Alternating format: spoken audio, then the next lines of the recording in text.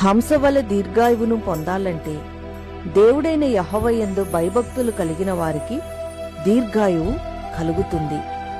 ఆయన చెప్పిన మాట ప్రకారం జీవించడం వలన దీర్ఘాయువు కలుగుతుంది. తల్లిని తండ్రిని సన్మానించే వారికి దీర్ఘాయువు కలుగుతుంది. ఆయన చూపించే దేశంలో నివసించి ఆ దేశపు ఆహారాన్ని తినేవారికి దీర్ఘాయువు కలుగుతుంది.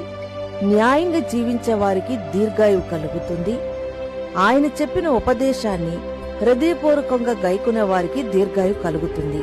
దుర్లాభమును ద్వేషించు వారికి దీర్ఘాయువు కలుగుతుంది.